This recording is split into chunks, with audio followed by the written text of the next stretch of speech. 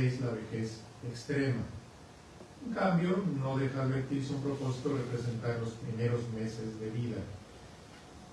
Gracias a este enfoque he podido ver que en la obra de Rulfo las relaciones intergeneracionales son muy importantes. Y muchas de las cosas que suceden en su obra suceden por choques intergeneracionales. Vamos a ver qué quiere decir. Me pregunto, ¿este enfoque nos permite descubrir nuevas vetas en una obra ya tan explotada por la crítica? Con Victoria, en fin, hay una producción enorme en torno a la obra de Juan Rulfo, sobre todo yo diría cada vez más y más seria en los últimos 25 años. Y también es interesante para quienes hemos estudiado la obra de Rulfo que nuevas generaciones y además de otras partes del mundo se interesen en la obra. Ha de recordarse, eso sí, que no son lo mismo vejez y envejecimiento. La primera es un estado social, incluso un estado de ánimo individual y colectivo, la vejez, mientras que el segundo, el envejecimiento, es un proceso biológico al que están sujetos todos los seres vivos o concretamente los seres humanos. Esta distinción es una de las reflexiones más importantes en los estudios que hace la doctora Aida Díaz Tendero en torno a este tema. Ella lo hace desde las ciencias políticas, la sociología, y por ejemplo ha estudiado estadísticamente la vejez y el envejecimiento en América Latina, el Caribe o en América Central, y lo que está haciendo últimamente es ver cómo esto se refleja en las artes, por ejemplo en el cine latinoamericano y desde luego en la literatura, y es ahí donde hemos empezado a colaborar. Y para pensar por qué la vejez tiene algo de estado social, de estado de ánimo individual y colectivo, pensemos simplemente que lo que estamos experimentando en las últimas décadas a nivel mundial es un proceso de alejamiento, digamos, de la edad, digamos, en que la gente se retira, se jubila. Hace algunos años hubiera sido absolutamente impensable que un presidente de una nación tan importante como Estados Unidos, tuviera 80 años de edad, ¿no? Y sin embargo es un fenómeno que está marcando también, está indicando una extensión de la edad productiva de las personas, y puede haber elementos de envejecimiento en la persona, no sé, este ejemplo, pero hay muchos más, en todas las áreas, pero no necesariamente una sensación de vejez en la persona o de aceptación de la vejez, y más aún que colectivamente no se le permita a la persona, como una especie de contagio social, proceder como procedían las personas hace 30, 40 años, 50, donde a los 65 años, 66, no se llega a 70, ya era una edad de retiro laboral, anímico, etcétera, etcétera. Muy interesante en el segundo libro, donde yo sí ya participé con la doctora Aida Díaz Tendero, Luces en el invierno, el hecho de que empezamos, fueron varios autores, y la doctora Alejandra Amato de la UNAM estudia la obra de Juan Carlos Onetti, cuyos personajes se mueven. La obra se hace ya por los años 50 en Uruguay, y los personajes dicen: voy a cumplir 40 años, mi vida se acabó. ¿Qué proyectos puedo hacer si ya cumplí 40 años? Y era una realidad, digamos, esa sensación, agravada seguramente porque Uruguay es un país pequeño y un poco alejado de otros grandes centros, digamos. Son viejos los protagonistas de Rulfo, envejecen a lo largo de la trama cuentística o novelística. Aquí salta de inmediato una diferencia. Los cuentos del Llano en Llamas nos muestran a protagonistas con poco o nulo desplazamiento en el tiempo, con poco transcurrir o devenir. Por ejemplo, ahora voy a empezar a hacer un breve análisis rapidísimo de los cuentos del Llano en Llamas, conforme van apareciendo. Nos han dado la tierra, que es el texto más antiguo publicado por Juan Rulfo en 1945. Es prácticamente una larga escena por el Llano Grande, con una rápida retrospectiva a la oficina del delegado. Es decir, mientras más escena tenemos, menos historia tenemos. Esto puede ser una regla para las artes dramáticas y las artes narrativas. Entonces, si tú cuentas una historia o una película que es solamente una escena, o muy pocas escenas, se puede decir que hay poco transcurso. El segundo cuento, la Cuesta de las Comadres, cuenta más escenas, pero un lapso que sigue siendo muy corto. Sigue Es que somos muy pobres, reitera un esquema con 3 partes que ya se va mostrando muy común en la obra de Rulfo. Número 1, escenas presentes, coinciden el tiempo de la narración con, digamos, la lectura. 2, escenas pasadas, es decir, hay una retrospectiva o analepsis. Y 3, sinopsis o resúmenes, que tienden a ser más o menos escasos en la obra de Rulfo, pero que se aparecen. Luego sigue el cuento que se llama El Hombre, es otro ejemplo de escenas con breves sinopsis. De hecho, este esquema tan simple y reiterado es uno de los secretos del cuentista Juan Rulfo. Vamos a ver una excepción al menos de este esquema o tendencia. Antonio Garrido Domínguez señala 5 elementos constantes en una narración en general. Una narración se compone 1 de escenas, 2 sinopsis o resúmenes, 3 descripciones o pausas descriptivas. Normalmente cuando describimos hacemos una pausa. 4 elipsis, que es supresión, grandes brincos, y 5 comentarios. Toda escena ocurre en lapsos cortos, pueden ser minutos, incluso segundos, puede ser un lapso más largo, nos han dado la tierra, se alarga un poco, pero en general son, digamos, mensurables en breve tiempo. Rulfo practica muy pocos comentarios, algunas elipsis y asimismo muy pocas pausas descriptivas. Las sinopsis suelen ser escenas reiteradas, esto es, costumbres. Tenemos entonces que los cuentos del maestro jalisciense son muy visuales, son cinéticos o cinemáticos, si no es que cinematográficos ya por sí mismos. Un ejemplo de sinopsis es cuando decimos el personaje desayunaba todos los días a las 5 de la mañana o a las 10 de la mañana. ¿No? Esa es nos está contando una escena, desayunar, pero reiterada, es una costumbre. Bien, normalmente las situaciones conflictivas, los clímax en una película o en una obra de teatro o en un cuento novela, en una ópera, suelen ocurrir en escenas, es decir, en situaciones únicas, no reiterativas, sino a veces la ruptura de una costumbre. Predominan las escenas en Rulfo, que son la esencia misma del teatro y del cine. Son un uso estabilizado en el teatro y en el cine, las escenas. En términos del teórico alemán Wolfgang Iser, son un proyecto, una propuesta de norma estética. Y el tránsito del cuento a la novela en Rulfo, él publicó El Llano en Llamas en 1953 y publicó Pedro Páramo en 1955, una transición, se marca por el aumento de escenas, obviamente en una novela hay más escenas, por lapsos mucho más extensos en que los personajes aquí sí transitan de una edad a otra. Por ejemplo, los protagonistas Pedro Páramo y Susana San Juan sí son exhibidos en diferentes edades.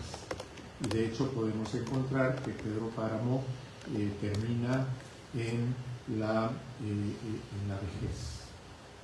Y de hecho Gabriel García Márquez se tomó la molestia de ver todos los elementos donde Rulfo insinúa las edades de los personajes a Pedro Páramo y descubre que Pedro Páramo amaba y extrañaba a Susana San Juan a la avanzada edad de 48 años. Es decir, los parámetros totalmente distintos a nuestros tiempos.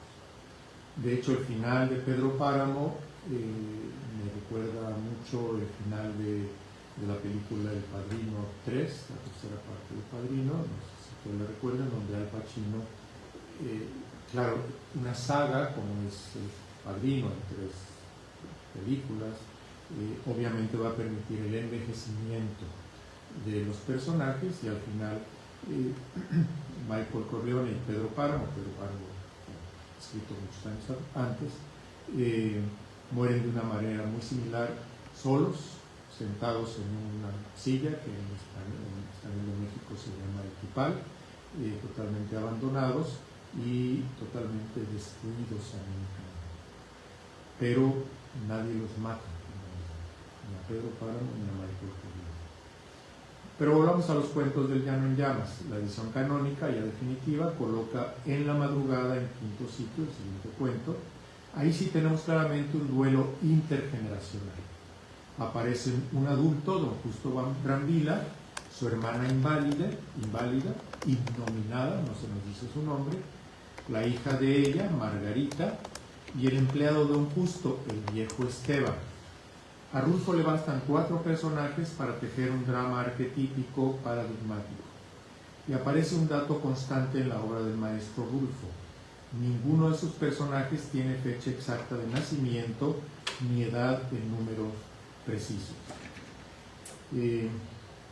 Gabriel García Márquez y el editor en cátedra, es una buena edición la de Cátedra de Pedro Páramo, porque tiene todo un aparato crítico al final, es recomendable para los estudios.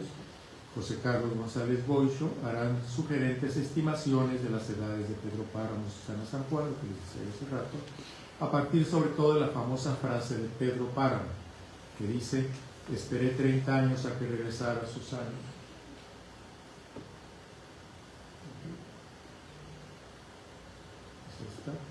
Esperé 30 años a que regresara Susana, esperé a tenerlo todo, no solamente algo, sino todo lo que se pudiera conseguir, de modo que no nos quedara ningún deseo, solo el tuyo, el deseo de ti. En el cuento En la madrugada, el viejo Esteban no refiere sus años exactos, tampoco lo hace el narrador en tercera persona. Aún así, podemos ver que nos encontraríamos ante un varón entre la vejez y la vejez extrema, don Esteban, el viejo Esteban. Enlistemos los rasgos que lo ubican en la vejez y de hecho en una edad activa y productiva. Aquí tenemos un personaje que tienen ustedes ahí los rasgos, que tiene que trabajar a pesar de ser un hombre viejo, denominado como el viejo Esteban. Tiene que trabajar, ganarse la vida, pero tiene también rasgos de vejez extrema. Es decir, sería un adulto muy mayor que tiene que seguir trabajando. Por ejemplo, entonces hay ahí una tensión entre vejez y vejez extrema. Número 1, aún se gana la vida trabajando, eso lo haría un adulto productivo. Luego, número 2, brinca, da un brinco al lomo de la vaca, es decir, tiene cierta fuerza, energía. Número 3, toca la puerta hasta quebrar la piedra, eso habla también de fuerza. 4, da de patadas al becerro y le mete las manos como de alambre, las manos muy delgadas, en el hocico hasta derrengarlo, hasta que prácticamente lo destruye físicamente al pobre animal. 5, es capaz de defenderse en el suelo arrojando una piedra letal a su agresor. 6, resiste la golpiza, aunque 7, vive con poco alimento, pues se pasa la vida llevando y trayendo a las vacas como en una eterna peregrinación. Hay otros rasgos que lo colocarían en la vejez extrema. Ahí está, dice: intenta chiflar. 2, con su boca sin dientes. 3, ya no se acuerda de por qué traía al aire el ombligo frío. Más adelante va a referir otra pérdida de memoria, si bien esta vez sin duda con efecto de los golpes de don Justo. 4. Se describe a sí mismo como viejo desportillado. Viejo desportillado, hace una analogía con un portón, con una cerca, cuya puerta está ya sacada, arrancada. Don Justo Brambila, por el contrario, solamente puede ser descrito como un adulto, sin que sepamos si es un adulto mayor, porque le dicen don. El don podría sugerir que ya alcanzó una edad relativamente avanzada, aunque también es susceptible de referirse al carácter de este personaje como propietario y patrón. Si se tomara convencionalmente la edad de su sobrina Margarita como marco de referencia, podría hacerse un cálculo de la edad de él. Sin embargo, ella tampoco tiene una edad precisa y todo ello ayuda a incrementar la fuerza del texto. De hecho, en la primera aparición de don Justo y de Margarita, él la va cargando y el título que le pone el viejo Esteban refuerza tanto la ambigüedad de la edad como por ende la gravedad de los hechos.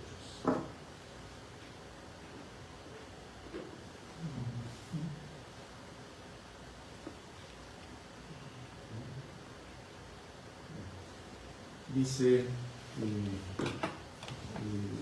don Esteban, el viejo Esteban: y ya estaba yo quitando la tranca del zaguán cuando vi al patrón don Justo que salía de donde estaba el tapanco con la niña Margarita dormida en sus brazos, la niña Margarita, y que atravesaba el corral sin verme. En este preciso momento, antes de que se hagan explícita la relación entre don Justo y Margarita, el lector tiene todo el derecho a suponer que ella es una recién nacida, más o menos, y sin que el narrador, en tercera persona, heterodigético, ni el viejo Esteban como narrador de sí mismo lo hagan explícito, esta rapidísima escena, don Justo pasa con ella en brazos, dormida, deja entrever que Margarita podría ser menor de edad cuando ocurren los hechos. Será más adelante cuando sea evidente que ella debe ser por lo menos una adolescente, menor de edad, en todo caso. En todo caso, aquí tenemos un ejemplo más de la maestría de Juan Rulfo. Por la relación jerárquica, personaje dominado, el viejo Esteban debe referirse a ella como la niña Margarita, sin que importe la edad. Niña es una marca de jerarquía que él respeta. Al mismo tiempo, el autor aprovecha la oportunidad para darle aún más fuerza literaria a la situación tan maligna. Como maestro de los silencios y de las ambigüedades, Rulfo explota aquí su derecho a no referir exactamente la edad de ninguno de los personajes. Ello le permite obtener el referido agravamiento de las circunstancias, así como expandir el campo de las posibles interpretaciones según fuera la edad de cada personaje. Mayor distancia entre tío y sobrina, menor distancia. En la madrugada narra un caso donde los adultos son responsables de la tragedia, en especial don Justo. Él destruye el orden y empuja al viejo Esteban a buscar ese orden perdido en la violencia contra un pobre becerro inocente. La violencia que don Justo está ejerciendo en su propia familia, casi lo diríamos psicoanalíticamente, el viejo Esteban, que no puede ser violento con su patrón, la familia de su patrón, descarga esa violencia, la transfiere, hace una transferencia sobre otra relación familiar, intergeneracional, que es la vaca, también mencionada, y su becerro. Entonces él mata al becerro con una transferencia.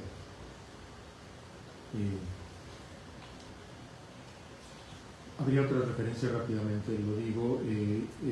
La obra de Rulfo, en las últimas lecturas que he hecho, está llena de elementos bíblicos, pero siempre subvertidos, siempre como si fuera una lectura al revés de los evangelios, sobre todo.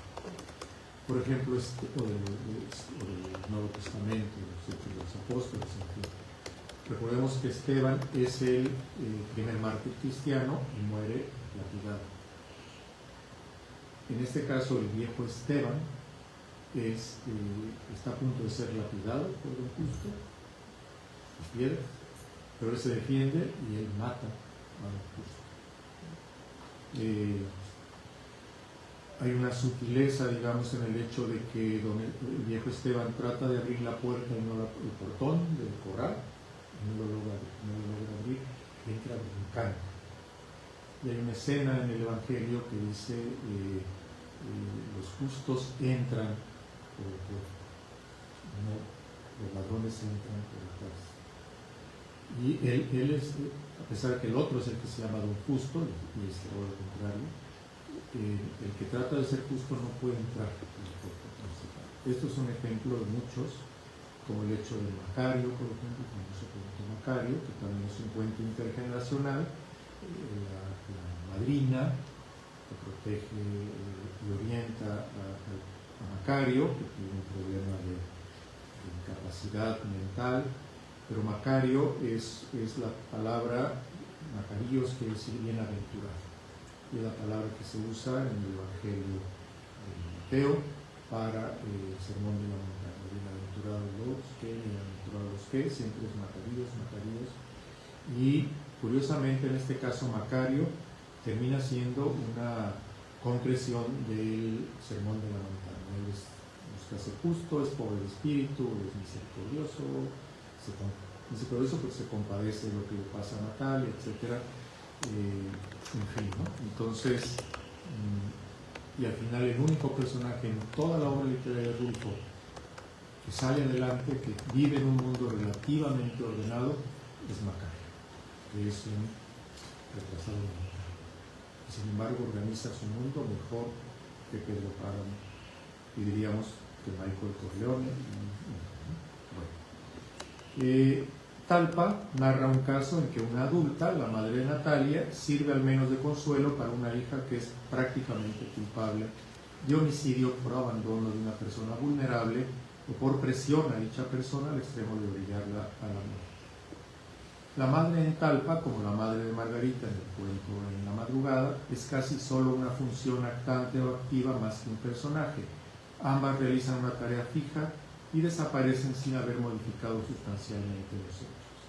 De ese modo, la diferencia de edades y el peso social y anímico de la edad adulta no son determinantes para ninguno de los dos temas. Tampoco se habla allí de vejez, y menos aún de envejecimiento, como un tema central o de algún modo decisivo. El viejo Esteban actúa y se defiende no porque es viejo, sino pese a que es viejo. Hasta aquí se van delineando dos tendencias. Dos cuentos muestran una relación intergeneracional, entre generaciones. Los otros dos exhiben un conflicto entre adultos, intrageneracional, la misma generación. Ambas categorías, eso sí, concluyen en desgracias. 3 de ellos en crímenes, el otro en un despojo. Veamos ahora, en el marco de estas dos categorías o tipos, cómo se desenvuelven otros cuentos y un poco también Pedro Páramo. Es que somos muy pobres comienza con una sentencia nada motivadora. Aquí todo va de mal.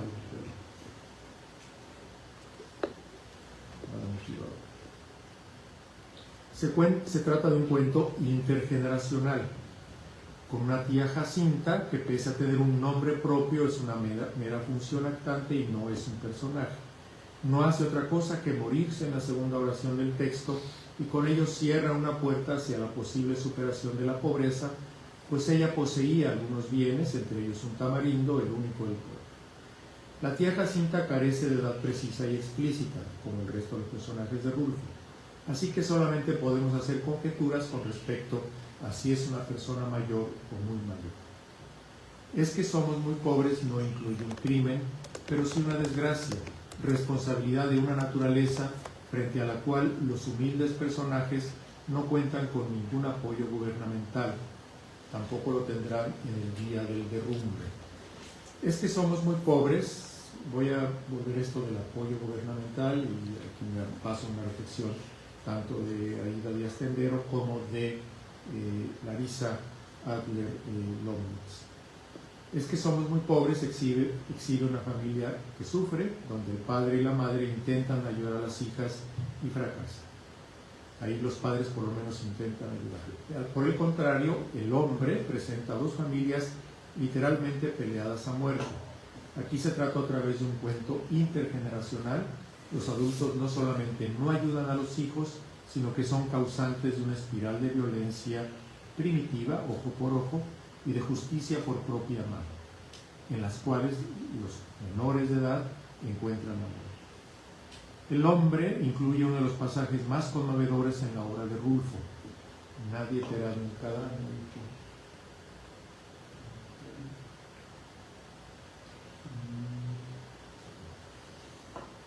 Nadie te hará nunca daño, hijo. Estoy aquí para protegerte. Por eso nací antes que tú y mis huesos se endurecieron antes que los tuyos. Inmediatamente después, los lectores nos enteramos de que el padre no pudo cumplir esta promesa y siente el reproche de su hijo desde el más allá. Macario es un cuento de tipo que califico como intergeneracional. Mencioné yo la situación de él. Conforme al modelo de argumentación de Stephen Toulmin de hace un poco más de 60 años, digamos que la madrina siembra en la mente de él, de Macario, las sentencias básicas, fundamentales, fundadoras, orientadoras, claims, en inglés.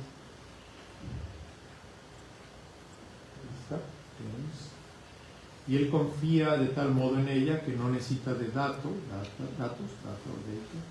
ni de garantías, warrants, ni de matices o calificadores modales, modal qualifiers, ni de autorrefutaciones verificadoras, rebutals, ni de repeticiones o refuerzos que confirmen esa frase o sentencia base. Basta esta última, la sentencia base, claim, consistente en la certidumbre que le da la madrina de que si él se porta bien, verá a sus padres en el cielo. Es muy claro el personaje desde el punto de vista argumentativo. Tiene una serie, sobre todo esta sentencia base, como claim, que la madrina le inculca, y así orienta su vida. Tenemos entonces un cuento atípico en el corpus de Rulfo, pues la persona mayor aquí sí cumple una tarea decisiva, orientadora, y curiosamente ayuda a que Macario sea el único personaje en dicho corpus que resuelve sus problemas. El llano en llamas, el cuento El llano en llamas, pertenece a la categoría de conflictos entre adultos que se dañan entre sí en la Revolución Mexicana o se destruyen entre sí, como pasa en Rozando la Tierra y la Cuesta de las Comadres. Ahora bien, hay una sorpresa al final de este cuento largo que casi es una novela corta, El llano en llamas.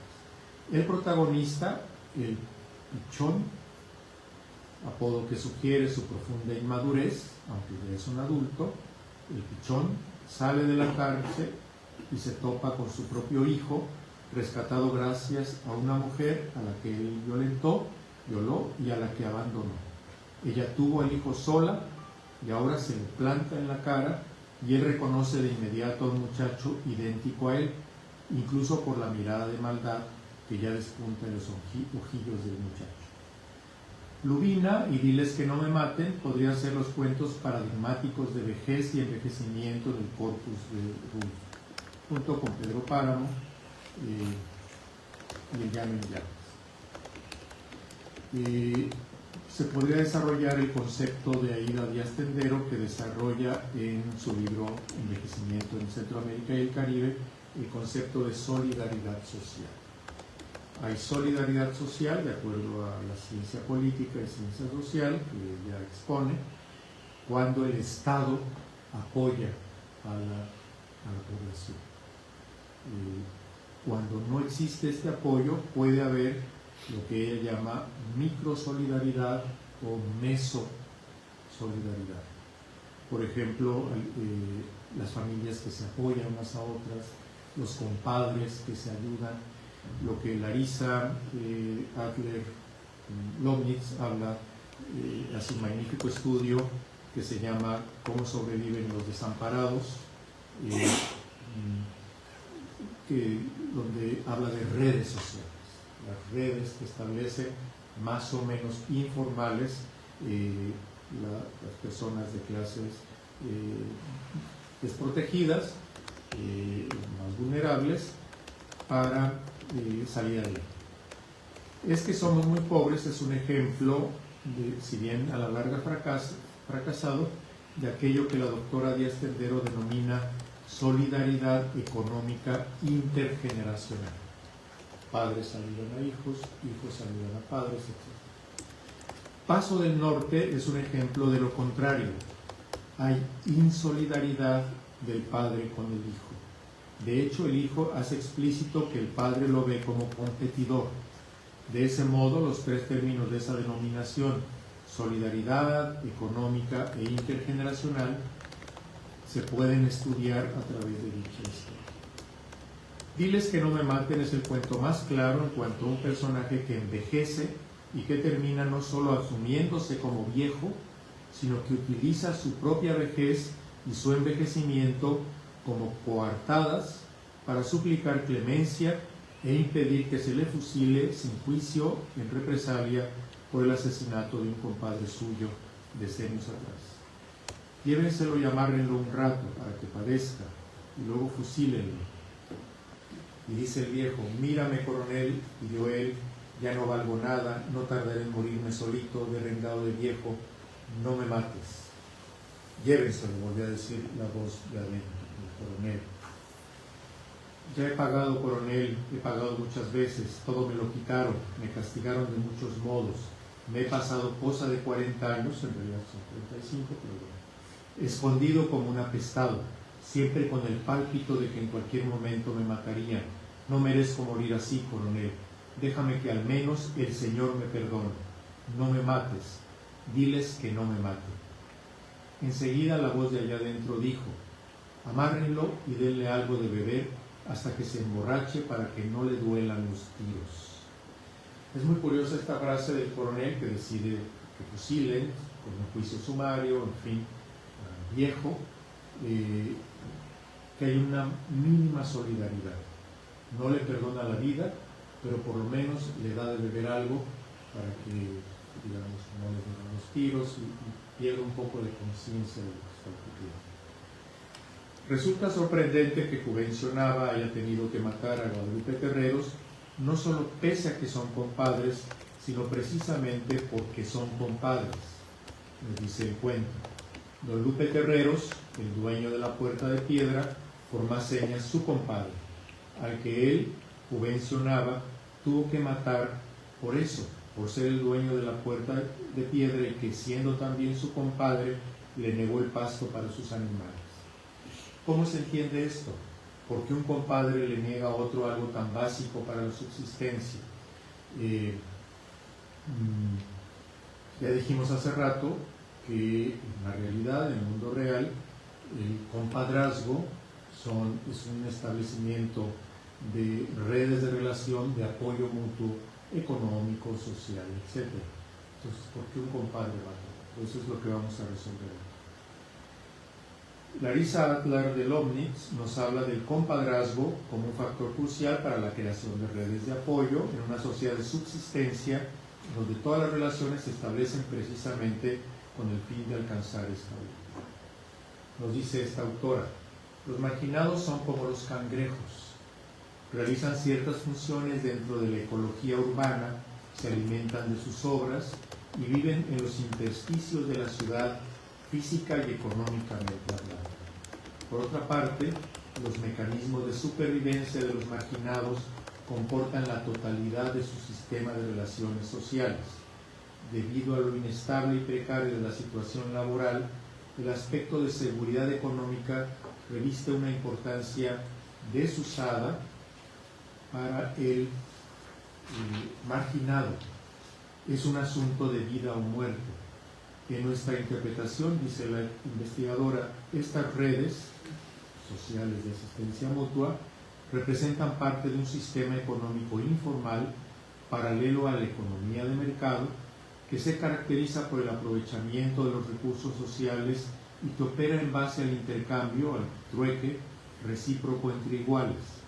Aunque utiliza relaciones sociales tradicionales, la familia, el compadrazgo, la amistad, este sistema no es meramente un resabio de modalidades económicas primitivas y caducas, sino que constituye una respuesta evolutiva plenamente vital y vigente a las condiciones extremas de la vida marginal.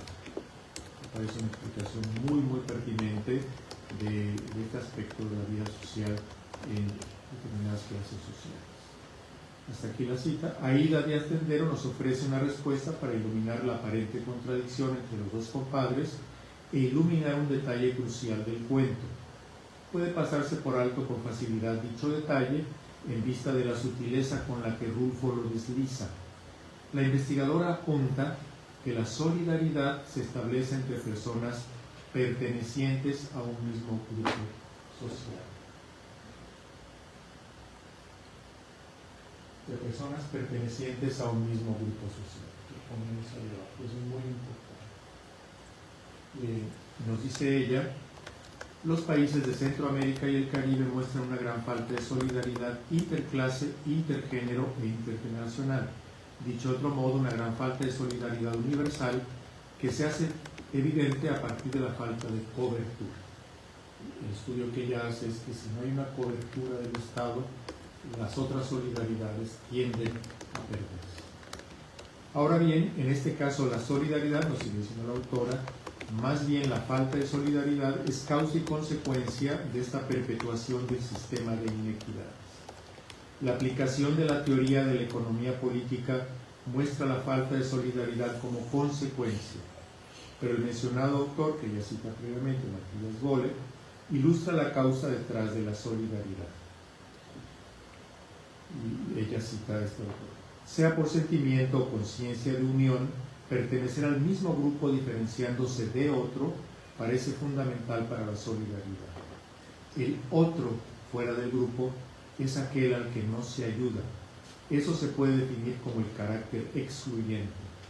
La solidaridad se da con personas que necesitan ayuda, con personas con las que uno se siente en el mismo nivel, en el mismo grupo, con los mismos intereses comunes calculables que deben ser defendidos contra peligros comunes, sean personas o evoluciones.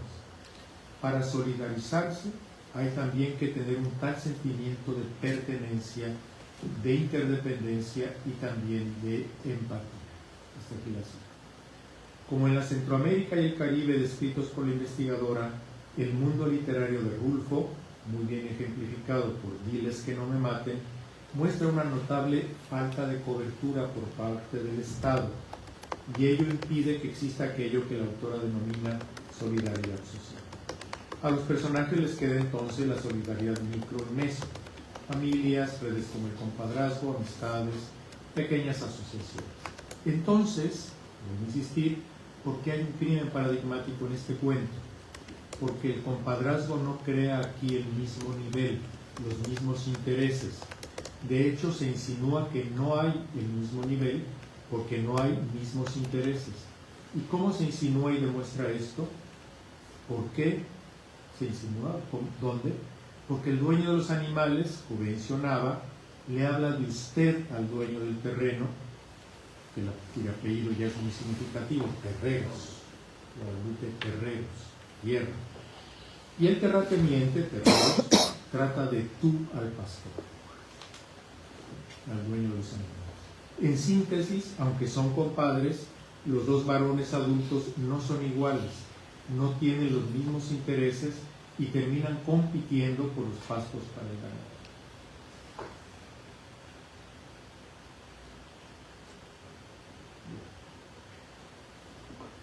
Cito, y él y don Lupe alegaban y volvían a alegar sin llegar a ponerse de acuerdo, hasta que una vez don Lupe le dijo: mira, Juvencio, mira, otro animal que metas al potrero y te lo mato. Y él contestó: mire, don Lupe. Yo creo que el autor también nos deja entrever en ese paralelismo: mira, Juvencio, mire, don Lupe, para que veamos claramente que ahí se marca la diferencia social. Yo no tengo la culpa de que los animales busquen su acomodo, ellos son inocentes, ahí se lo haiga si me los mato. Puede especularse que Juvencio Nava buscó hacerse compadre del terrateniente para establecer un lazo de empatía, de comunidad de intereses y de posible solidaridad a partir de dicho lazo. Ello es común en las sociedades tradicionales. Alguien de una posición económica y social más modesta busca a alguien de posición más fuerte mediante el compadrazgo. bautizar un hijo, apadrinar una boda, darle nombre a alguna pequeña propiedad o por lo menos asistir a la apertura de una casa o un negocio. Le puede establecer un compadrazgo. En todo caso, puede entonces seguirse especulando que el compadrazgo desigual acaso es más desigual que compadrazgo y termina siendo una red de relación perdida, mal aprovechada o simplemente dañada, ya está destruida como efecto de condiciones económicas insuperables. El apellido Nava, y con esto concluyo, acaso suena como nada, Juvencio Nava, nada. El nombre de pila tal vez comporta una ironía del autor. Juvencio remite acústicamente a juventud. Es irónico entonces que lo veamos envejecer, que es de los pocos personajes a quien vemos envejecer. Ningún otro personaje de Rulfo narra con tantos detalles la pérdida de la edad adulta y el propio envejecimiento como un deterioro vertiginoso y un despojo de las pertenencias físicas, anímicas y simbólicas. Con tal de conservar la vida, el personaje, Juvencio, incluso arriesga lo último que le queda. ¿Qué es lo último que le queda? La vida de su hijo Justino, mediador entre el coronel y Juvencio, entre la solidaridad y la falta de solidaridad del hijo en el momento último del padre. Juvencio, Justino, juventud, justicia, dos realidades que a todas luces faltaron en las vidas de ellos. Muchísimas gracias por su atención.